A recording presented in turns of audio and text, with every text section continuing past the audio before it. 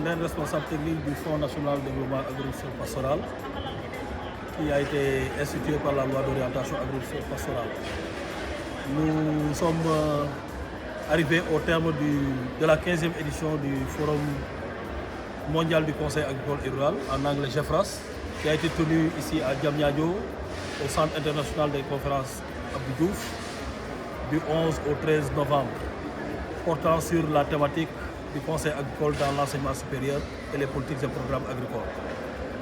Cela consacre aujourd'hui le travail que l'écosystème du Conseil agricole est en train de faire sous la houlette du ministère de l'Agriculture, de la Souveraineté alimentaire et de l'élevage et sous le leadership de l'Agence nationale de Conseil agricole et rural. Et il a été un moment fort d'échange, d'expertise, d'expérience à travers des panels, un panel de haut niveau,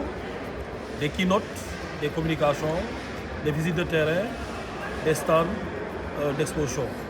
Et ce qui nous a valu d'avoir un bilan satisfaisant dans la mesure où il y a une déclaration de Dakar qui est revenue sur les grandes conclusions du panel, mais surtout également sur la nécessité aujourd'hui de travailler ensemble à décloisonner la recherche, la formation et le conseil pour en faire un continuum qui va adresser les questions de transformation des systèmes alimentaires mondiaux avec comme levier moteur le Conseil agricole et rural pour lequel le FNDAS est le bras financier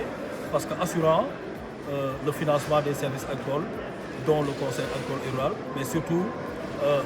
la diffusion des innovations et technologies pour véritablement arriver au bien-être des populations rurales.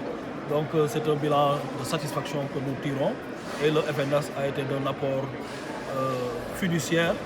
en prenant en charge une cinquantaine de leaders d'organisations de producteurs venus de tous les horizons, de toutes les filières, mais surtout pour aider également à avoir des moments de partage d'expériences et de capitalisation des expériences des uns et des autres qui sont venus des différents pays et des continents. Donc c'est 43 pays qui ont été représentés avec 600 participants. Donc on a battu pratiquement les records de participation et nous donnons rendez-vous aux uns aux autres pour la traduction de cette déclaration de Dakar dans un plan d'action qui permettra résolument une montée en compétences, mais une montée en puissance du Conseil agricole comme levier moteur de la stratégie nationale de souveraineté alimentaire alignée au référentiel 2050, l'agenda de transformation du Sénégal. Je vous remercie.